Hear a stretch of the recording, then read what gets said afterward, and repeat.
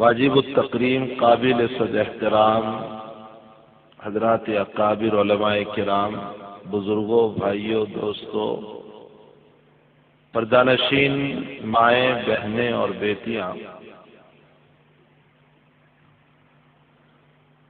میں نے دو صورتوں کے کچھ مختصر دو حصے پڑھے ہیں، میں اس کی مختصر وضاحت کر دوں کیونکہ رات کا ایک حصہ بھی گزر چکا ہے، ابھی ہمیں قاری صاحب کو بھی سننا ہے۔ پہلی جو میں نے چند آیات پڑھی ہے یہ سورہ ضحیٰ کی آیت ہے۔ یہ سورت وہ ہیں جو اکثر ہم نمازوں میں پڑھتے رہتے ہیں۔ اس کا شان نزول یہ ہوا تھا کہ اللہ کے حبیب پاک صلی اللہ علیہ وسلم بیماری اور علالت کی وجہ سے 2-3 دن تہجد کے لیے نہیں اٹھ پائے۔ مکی زندگی چل رہی تھی تو خود آپ کی چچی ابو لہب کی بیوی نے طعنہ دیا اور یہ کہا کہ محمد کو اس کے شیطان نے چھوڑ دیا، والعیاذ باللہ۔ اللہ کے حبیب پاک صلی اللہ علیہ وسلم کو جب اس بات کا پتہ چلا تو بہت رنج و الم، بہت غم ہوا۔ دنیا میں ہمارے رنج و الم میں کبھی ابا تسلی دیتے ہیں، امی تسلی دیتی ہے، بھائی تسلی دیتا ہے، دوست تسلی دیتا ہے، پڑوسی تسلی دیتا ہے، بیوی تسلی دیتی ہے، میرے نبی کو ساری کائنات کا مالک تسلی دیتا ہے، اور تسلی ہی کے لیے اس سورت کو نازل فرمایا اور ارشاد فرمایا کہ والضحیٰ، قسم ہے چاشت کے وقت، واللیل اذا سجی، اور قسم ہے رات کی جب اچھی طرح چھا جائے جیسے ابھی۔ اور بعض عاشقوں نے ترجمہ کیا والضحیٰ، قسم ہے اے پیغمبر تیری چمکتی ہوئی پیشانی کی، واللیل اذا سجی، اور قسم ہے اے پیغمبر تیرے کالے کالے زلفوں کی۔ یہ ایک عاشقانہ ترجمہ ہے۔ اللہ کے نبی علیہ السلام سے بڑھ کر دنیا میں کوئی حسین نہیں گزرا، کائنات میں سب سے زیادہ کامل و مکمل، بشر میں سب سے افضل و اعلی، حسن و جمال کی انتہا۔ اگر کسی پر اللہ نے فرمائی ہو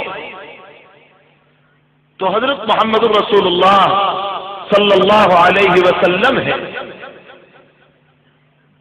تھوڑی سی علمی بات ہے، میں نیچے اتر کے سمجھاؤں۔ شیخ عبد الغنی نابلسی رحمۃ اللہ علیہ فرماتے ہیں جس وقت مریم علیہ السلام کو حاملہ کرنا تھا اور حضرت عیسیٰ علیہ السلام کو مریم کے پیٹ میں ڈالنا تھا تو جبریل امین علیہ السلام کو اللہ نے انسانی شکل میں بھیجا تھا، اور قرآن اس کو یوں نقل کر رہا ہے فَتَمَثَّلَ لَهَا بَشَرًا سَوِيًّا۔ بشرن سویہ کا معنی ہے ایک کامل و مکمل انسان۔ شیخ عبد الغنی کی تحقیق یہ ہے کہ یہاں بشرن سویہ سے مطلب جبریل امین جس شکل کو اختیار کر کے آئے تھے، جس انسانی چہرے کو اختیار کیا تھا، وہ چہرہ تھا محمد الرسول اللہ صلی اللہ علیہ وسلم۔ اگرچہ اللہ کے نبی ابھی تشریف نہیں لائے تھے، لیکن آپ ہی کی شکل پر جبریل امین علیہ السلام کو بھیجا، اس لیے کہ آپ ہی کامل و مکمل انسان ہیں، بشر سویہ آپ ہی ہے۔ اور جبریل امین نے آ کر پھونک ماری، حضرت مریم حاملہ ہوئی، عیسیٰ علیہ السلام پیدا ہوئے۔ اب آگے ذرا مسئلہ بھی سن لیجئے۔ شیخ عبد الغنی نابلسی فرماتے ہیں کہ کسی نبی کا انتخاب ختم دجال کے لیے نہیں ہوا، حضرت عیسیٰ علیہ السلام کا انتخاب کیوں ہوا؟ فرماتے ہیں کہ میری اس تحقیق پر حضرت عیسیٰ علیہ السلام اللہ کے نبی کے روحانی بیٹے ہو گئے۔ ظاہر سی بات ہے کہ آپ کی شکل میں آ کر جب پھونک ماری ہے تو حضرت عیسیٰ آپ کے روحانی بیٹے ہوئے، اور باپ کی ملکیت پر جب حالات آتے ہیں یا کوئی ہاتھ ڈالتا ہے تو باوفا بیٹا کھڑا ہوتا ہے۔ اسی لیے اللہ نے اس نبی کے روحانی بیٹے حضرت عیسیٰ کا انتخاب فرمایا کہ محمد کی امت پر دجال ہاتھ مارے گا تو اے عیسیٰ روحانی بیٹے کی حیثیت سے تیرا انتخاب کرا۔ شیخ عبد الغنی آگے فرماتے ہوئے چلتے ہیں، فرمایا جب بیٹا کمال کا کام کرتا ہے تو باپ اپنی آگوش میں لے لیتا ہے۔ حضرت عیسیٰ کی تدفین حضور کی پڑوس میں ہوگی، گویا کہ اللہ کے نبی اپنی آگوش میں لے لیں گے۔ یہ بہت ہی محقق انداز کی حضرت کی تحقیق ہے۔ بہرحال اللہ کے حبیب پاک صلی اللہ علیہ وسلم سے بڑھ کر دنیا میں کوئی خوبصورت پیدا نہیں ہوا۔ میں اس پر ایک حاشیہ اور چڑھا دوں حضرت کی تحقیق پر۔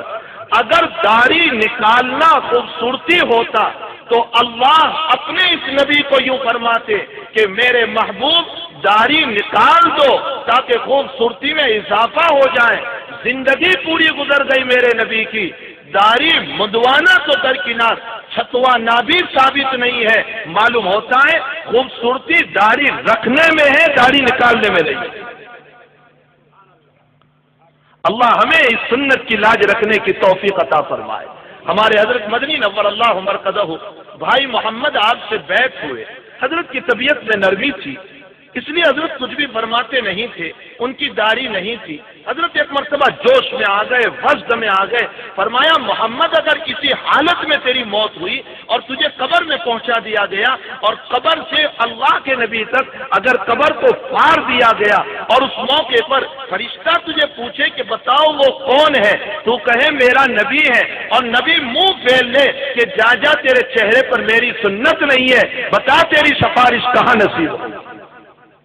اللہ کے حبیب کی سنتوں کی عظمت نصیب فرمائے اللہ ہمیں۔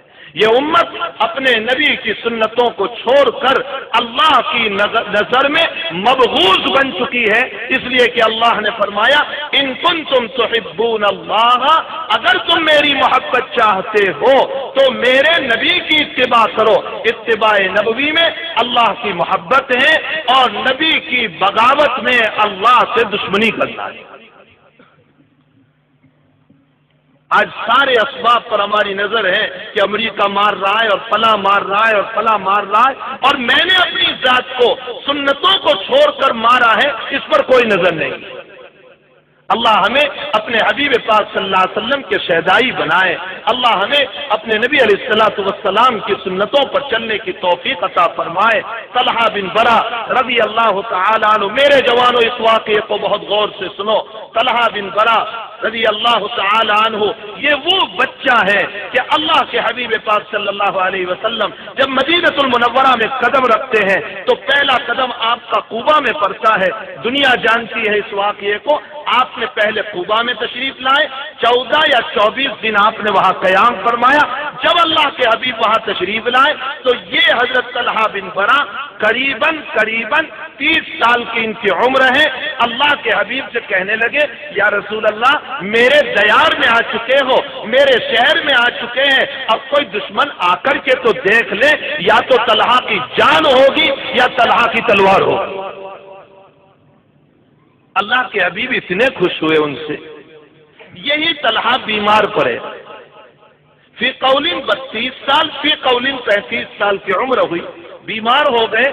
آقا کو پتا چلا، آپ قباء عیادت کے لیے تشریف لائے، چہرے کو دیکھ کر بھاگ گئے کہ میرا طلحہ اب بہت جیے گا نہیں، اس لیے آپ نے رشتہ داروں سے فرمایا اگر طلحہ کی موت ہو جائے تو مجھے اطلاع کرنا، میں اس کی جنازے کی نماز پڑھاؤں گا۔ ادھر طلحہ نے اپنے رشتہ داروں کو یوں کہا کہ رات میں موت ہو تو میرے نبی کو اطلاع نہ کرنا، تم ہی لوگ مجھے دفن کر دینا، اور اگر دن میں موت ہو تو میرے نبی کو اطلاع کرنا۔ رشتہ داروں نے پوچھا کہ ساری دنیا چاہتی ہے نبی نماز پڑھائیں اور تم منع کر رہے ہو؟ فرمایا مدینہ اور کوبہ کے بیچ میں یہودیوں کے قبائل ہیں، رات میں میرے نبی کو پتہ چلے گا، وہ پرتے محبت میں ضرور آئیں گے، اگر کسی یہودی نے تکلیف پہنچا دی تو کیا ہوگا؟ میں نے اپنی زندگی میں اپنے نبی کو تکلیف نہیں پہنچائی، میں چاہتا ہوں کہ مرنے کے بعد بھی نہ پہنچاؤں۔ اللہ امت کے جوانوں کو یہ جذبات نصیب فرمائے۔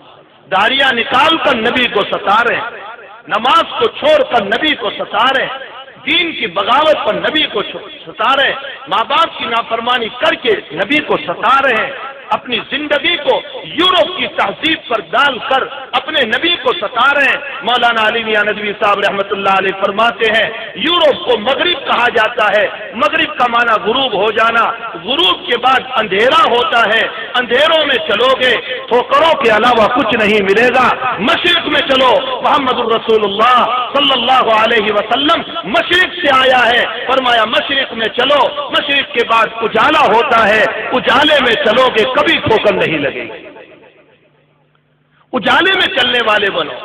یہ بھی کیا یورپ کے دل دادا بنے، انہوں نے ناخن رکھے ویسے میری بہن ناخن رکھ رہی ہے، انہوں نے جیسے بال رکھے میرا جوان ویسے بال رکھ رہا ہے، انہوں نے جیسا لباس پہنا میرا جوان ویسا ہی لباس پہن رہا ہے، ہر ادائیں ان کی پیاری ہے، اور دعویٰ ہے کہ میں نبی کا امتی ہوں، اور دعویٰ ہے کہ نبی کا شہدائی ہوں، اور دعویٰ ہے کہ نبی کا محبوب ہوں، قطعاً نہیں، یہ زبانی دعوے ہیں، بات کڑوی ہے، یاد رکھو، ذرا سی بات ہے لیکن بہت کڑوی ہے۔ میں اپنے نفس کو بھی کہہ رہا ہوں اور آپ کو بھی کہہ رہا ہوں، اس وقت اسلام بڑی تیزی سے پھیلتا جا رہا ہے، بڑی تیزی سے پھیلتا جا رہا ہے، آئے دن لوگ مسلمان ہوتے جا رہے ہیں، یورپ میں، فرانس میں، امریکہ میں، کینیڈا میں، جگہ جگہ پر، ہندوستان میں لوگ آئے دن اسلام لاتے چلے جا رہے ہیں۔ میرے بھائیوں کہیں ایسا تو نہیں ہو رہا ہے کہ اللہ ہماری نافرمانیاں، ہماری بغاوتیں، ہماری شرارتیں، ہماری سنتوں سے دوری کی بنیاد پر ہمیں کہیں ایمان سے نہ نکال رہا ہو اور اپنے دوسرے بندوں کو ایمان میں داخل نہ کر رہا ہو؟ ان تتولوا یستبدل قوما غیرکم ثم لا یکونوا امثالکم، پھر ہم نام کے تو قاسم اور محمد رہ جائیں گے، ایمان اندر سے نکل چکا ہوگا۔ اللہ کے حبیب پاک صلی اللہ علیہ وسلم سے زیادہ خوبصورت دنیا میں کوئی نہیں، حسین کوئی نہیں آیا۔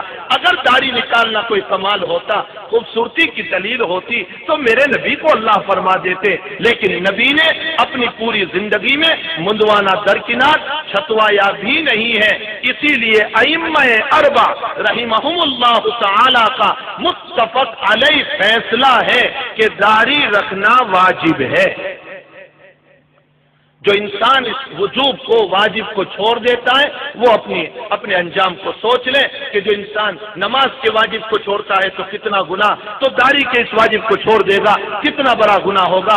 اللہ اپنے نبی کو تسلی دیتے ہوئے کہہ رہے ہیں والضحیٰ، قسم ہے چاشت کے وقت کی، واللیل اذا سجا، اور قسم ہے جب رات چھا جائے، ما ودعک ربک وما قلی، میرے پیغمبر تیرے رب نے تجھ کو نہیں چھوڑا، تیرے رب نے تجھ کو نہیں چھوڑا، یہ غلط کہہ رہے ہیں، وما قلا، اور اے میرے پیغمبر میں تیرے نسب کو کاٹوں گا بھی نہیں۔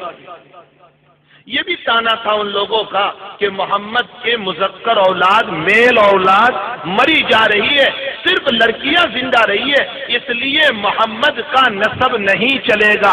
اللہ نے فرمایا میں تیرے نسب کو بھی باقی رکھوں گا۔ ساری دنیا کے نسب 2-4 پشتوں کے بعد ختم ہو جاتے ہیں، میرے نبی کا نسب 1400 سال ہوئے اب بھی زندہ ہے، اور چلایا بھی لڑکیوں سے چلایا، فاطمہ سے چلایا، اور ساری دنیا کے نسب قیامت کے دن ختم ہو جائیں گے، میرے نبی کا نسب قیامت کے دن بھی باقی رہے گا۔ البتہ اللہ کے حبیب کی مذکر اولاد اللہ نے دی بھی، پھر اٹھا بھی لی۔ ابراہیم رضی اللہ تعالیٰ عنہ، قاسم رضی اللہ تعالیٰ عنہ، عبداللہ رضی اللہ تعالیٰ عنہ، عبد الرحمن رضی اللہ تعالیٰ عنہ، یہ اللہ کے نبی کے بیٹے ہیں، دیے بھی اور لیے ابن قیم فرماتے ہیں کہ اے اللہ تجھے جب اٹھانا ہی تھا تو اپنے نبی کو لڑکے دیے کیوں؟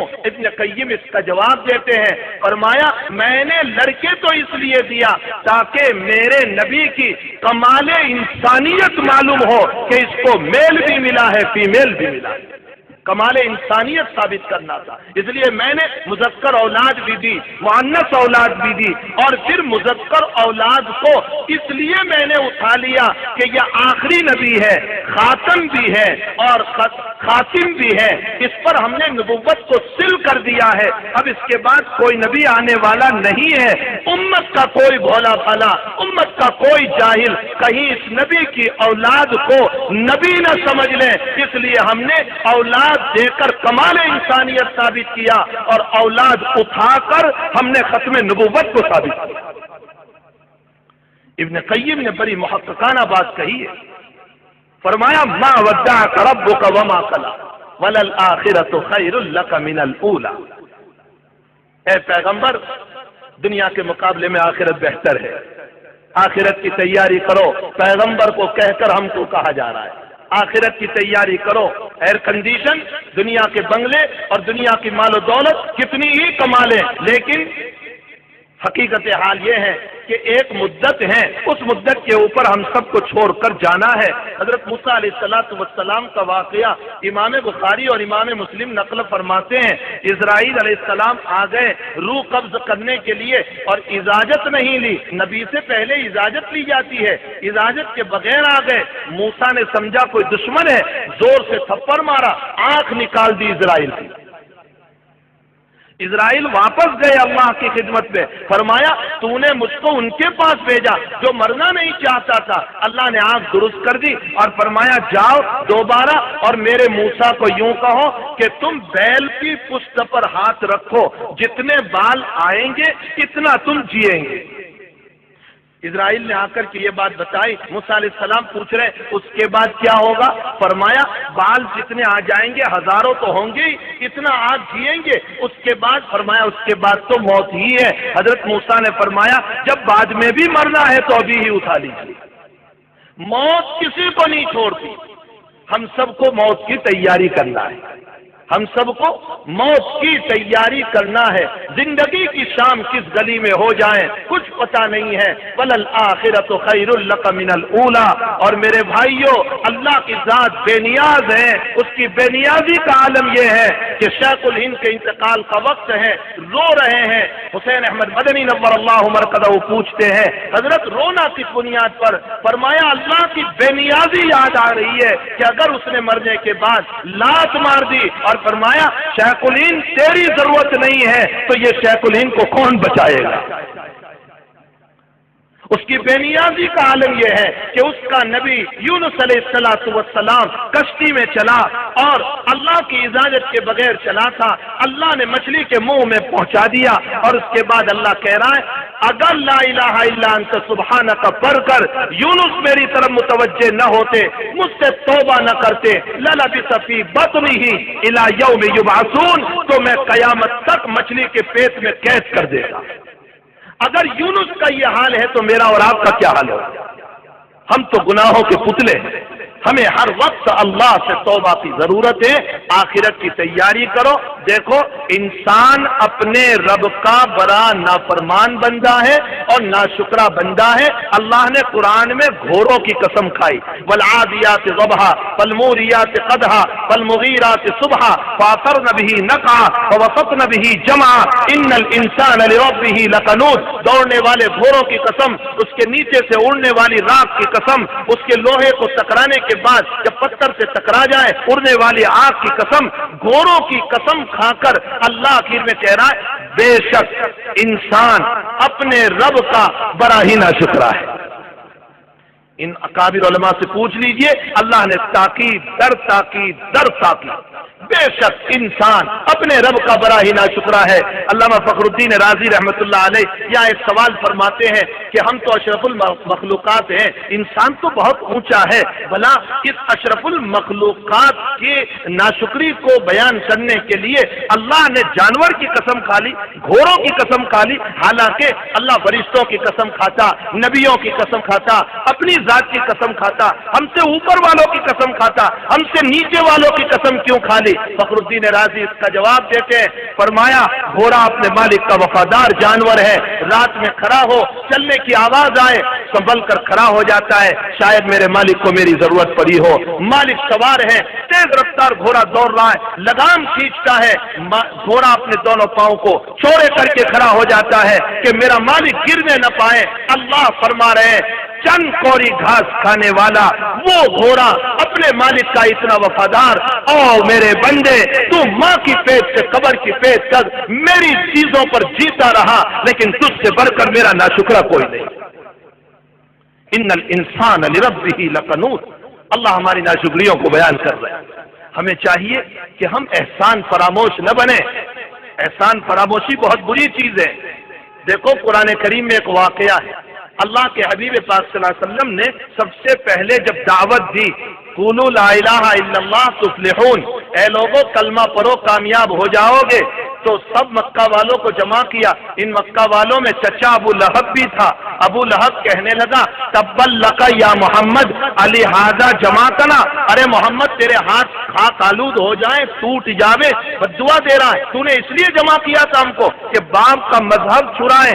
اللہ نے قرآن میں بد دعا اتاری، تبت یدا ابی لہب، ابو لہب کے ہاتھ ٹوٹ جاوے۔ میرے بھائیوں یہاں مسئلہ چچا اور بھتیجے کا تھا، ابو لہب اور محمد الرسول اللہ صلی اللہ علیہ وسلم کا تھا، اور چچا نے بھتیجے کو بد دعا دی تھی۔ تو اللہ کو یوں کہنا چاہیے تھا اے میرے نبی تم بھی بد دعا دے دو، قل تبت یدا ابی لہب، یہاں قل آنا چاہیے تھا۔ اس سے پہلے قل هو اللہ ہے، اس سے پہلے قل اعوذ برب الفلق ہے، اس سے پہلے قل اعوذ برب الناس ہے، تینوں میں قل موجود ہے، تبت یدا میں بھی قل ہونا چاہیے تھا۔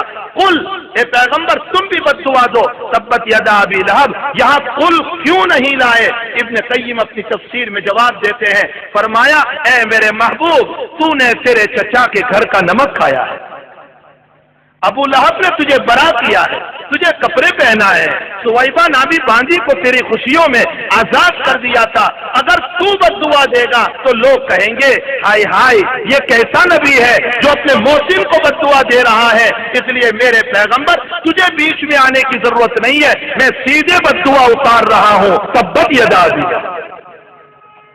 اس سے معلوم ہوتا ہے احسان فراموشی نہیں ہونی چاہیے۔ دیکھو نبی کو اپنے چچا کے احسان کیسے یاد دلائے جا رہے ہیں۔ اسی لیے قرآن میں دوسرا واقعہ ہے، موسیٰ علیہ السلام سے کہا گیا جاؤ فرعون کے پاس تبلیغ کے لیے، لیکن قولا لینا، نرم بات کرنا، آستین نہ چرانا، آنکھ تیز نہ کرنا، بھویں نہ چرانا، غصے میں بات نہ کرنا۔ اے اللہ خدائیت کا دعوے دار ہے وہ تو، اور تو مجھے کہہ رہا ہے کہ اس کے ساتھ غصے میں بات نہ کرنا۔ تو یہی جواب ابن قیم وہاں بھی نقل کر رہے ہیں، اور موسیٰ تم نے اس کے گھر کا نمک کھایا ہے، تم وہاں بڑے ہوئے ہو، اگر تم نے آنکھیں دکھائی تو امت کا کوئی فرد کہے گا محسن کو جو ہے برا بھلا کہہ رہا ہے، محسن کو آنکھیں دکھا رہا ہے۔ اس لیے ہدایت ملنا نہ ملنا یہ تو ہمارے ہاتھ میں ہے، ہم دیں یا نہ دیں، تمہارا کام یہ ہے نرمی سے تم اس سے بات کرنا، آہستہ سے اس سے بات کرنا۔ اللہ ہمیں فرماتے میرے بندوں میرے ناشکرے نہ بنو، میرے ناشکرے نہ بنو، ان الانسان لربہ لقنوط، میرے ناشکرے نہ بنو۔ یہ مدارس یہ اللہ کا بہت بڑا احسان ہے، اس کا شکر ادا کرو۔ تمام نعمتوں میں اس وقت کی عظیم نعمت یہ مدارس ہے، ان مدارس کا شکر ادا کرو۔ لوگ کہتے ہیں مدارس نے کیا دیا، مدارس نے کیا دیا؟ ہمیں سر پر کفن باندھ کر دیش کو آزاد کرنے والے علماء دیے، انہی مدارس نے اس ہندوستان کو آزاد کرایا۔ حضرت مدنی نور اللہ مرقدہ نے فتویٰ دیا تھا کہ انگریزوں کی فوج میں بھرتی کرنا حرام ہے۔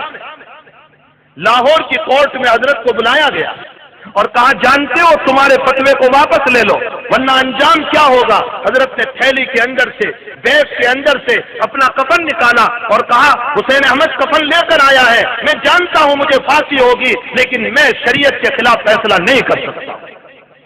مدارس نے کیا دیا؟ دیش کو آزاد کرنے والے علماء دیے، اسلام کی اشاعت کرنے والے علماء دیے، ہمارے بچوں کی زندگیاں بنانے والے علماء دیے۔ مدارس کیا دے رہا ہے؟ مدارس وہ دے رہے ہیں جو کالج نہیں دیتے۔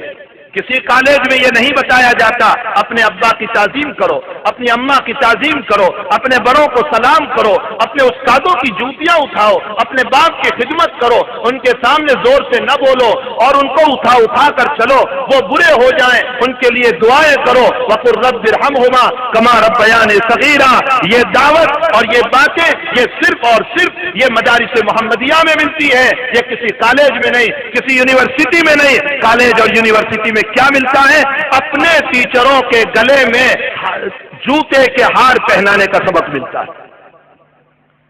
یہ جتنے اس وقت جو کھانے والے ہیں، جو اوپر کی لائن میں کھا کھا کر اپنا پیٹ بھرے کر رہے، کوئی فون کے اندر کھا گیا، کوئی گھاس کے اندر کھا گیا، کوئی کس کے اندر کھا گیا، یہ سب دنیا کے پڑے ہوئے لوگ ہیں، لیکن الحمدللہ مدارس میں پڑا ہوا کوئی حکومت کا وفادار ملے گا، غدار نہیں ملے گا۔ مدارس نے یہ دیا ہے، دیش کے وفادار، اسلام کے وفادار دیے۔ یہ مدارس ہم اس کو معمولی سمجھتے ہیں۔ حضرت مولانا ابوالکلام آزاد صاحب علی گڑھ یونیورسٹی میں جب آپ وزیر تعلیمات تھے، علی گڑھ یونیورسٹی میں آپ نے بیان دیا اور فرمایا بیٹو تم بھی بینچز پر بیٹھ کر پڑھ رہے ہو اور دیوبند کے اندر پتی پرانی چٹائیوں پر بیٹھ کر بھی لوگ پڑھ رہے ہیں، لیکن میرے بیٹو تم میں اور ان میں فرق یہ ہے کہ تمہاری تعلیم سے 2 روٹی اور 2 بوٹی کے مسئلے حل ہوتے ہیں، ان کی تعلیم سے قبر اور آخرت کے مسئلے حل ہوتے ہیں۔ اللہ ہمیں مدارس کی، یہ جو آپ اتنا بڑا مجمع یہاں بیٹھا ہوا ہے یہ کس بنیاد پر ہے؟ مدارس ہی کی بنیاد پر۔ مدارس کی بنیاد پر آج کے سروں پر توبیاں ہے، مدارس کی بنیاد پر آج کی داڑیاں ہیں، مدارس کی بنیاد پر آج کے سینوں میں قرآن ہے، مدارس کی بنیاد پر آپ رمضان کے روزے رکھتے ہیں، یہ سب مدارس نے دیا ہے۔ اللہ ہمیں اس نعمت عظمیٰ کی قدردانی کی توفیق عطا فرمائے۔ ان الانسان لربہ لکنود، اپنے نبی کو بھی اس والضحیٰ کے اندر کہا گیا، میں اس کا ترجمہ کر کے بات ختم کر دوں، الم یجدک یتیما فآویٰ، میرے پیغمبر آپ یتیم تھے، ہم نے آپ کو ٹھکانہ دیا، دادا کے دل میں محبت ڈالی، چچا کے دل میں محبت ڈالی۔ ووجدک ضالا فہدی، ہمارے حضرت اقدس تھانوی رحمۃ اللہ علیہ نے ضالن کا ترجمہ تو گمراہ ہوتا ہے، نبی کی شان میں یہ ترجمہ اچھا نہیں ہے، کیسا پیارا ترجمہ فرماتے ہیں، ووجدک ضالا فہدی، میرے پیغمبر آپ ناواقف تھے، ہم نے آپ کو علم دیا۔ ووجدک عائلا فاغنی، آپ تنگست تھے، غریب تھے، آپ کے پاس کچھ نہیں تھا، ہم نے آپ کو عطا کیا۔ کیسے عطا کیا؟ خدیجۃ الکبریٰ سے نکاح کرا دیا اور خدیجہ کی دل میں آپ کی محبت ڈال دی۔ محبت کا عالم یہ ہے کہ خدیجہ کا انتقال ہو چکا ہے، اللہ کے حبیب جانور ذبح کر رہے ہیں، بخاری شریف کی روایت ہے، آقا خدیجہ کی سہیلیوں کو گوشت بھیجا کرتے تھے کہ میری خدیجہ کی سہیلیاں ہیں۔ اللہ کے نبی علیہ الصلوۃ والسلام فرماتے میری خدیجہ کو اللہ نے وہ مقام عطا فرمایا، فی روایت 30 میل اور فی روایت 30 سال، گھوڑا دوڑاتے رہو تو بھی میرے خدیجہ کا مکان ختم نہیں ہوگا۔ عائشہ وہ ہے جن کو جبریل نے سلام کہا کہ اللہ کے حبیب میری طرف سے آپ کی عائشہ کو سلام کہہ دیجئے۔ خدیجہ وہ ہے جن کو اللہ نے سلام بھیجا، جبریل نے فرمایا اللہ آپ کی خدیجہ کو سلام کہہ رہا ہے۔ فہیمہ ذکیہ سمجھدار خدیجہ کیسا جواب دیتی ہے؟ فرمایا اللہ کے رسول میں اپنے اللہ کو دعا تھوڑے ہی دوں گی، وعلیکم السلام، ان اللہ هو السلام، اللہ تو خود سلامتی دینے والا ہے۔ کیسی ذہینہ! فرمایا خدیجہ سے نکاح کرا کر ہم نے آپ کو مالدار بنا دیا، تو اب آپ کو 3 کام کرنے ہیں۔ فَأَمَّا الْيَتِيمَ فَلَا تَقْهَرْ، یتیم کو نہ جھڑکے، اگر یتیم آ جائے اس کو نہ جھڑکے، اس کے سر پر ہاتھ پھرائیں، اس کو دے دے، محبت کی نگاہ سے اس کو دیکھے، اس کے تعلیم کا انتظام کرے، اس کو پڑھنے پڑھانے کا انتظام کرے۔ اس مدرسے میں کتنے بچے ہوں گے، شفقت والا یہ باپ مل حبیب صلی اللہ علیہ وسلم ان کے سروں پر ہاتھ پھرا کر کے ان کو کھلا پلا رہے ہیں اور بڑے کر رہے ہیں۔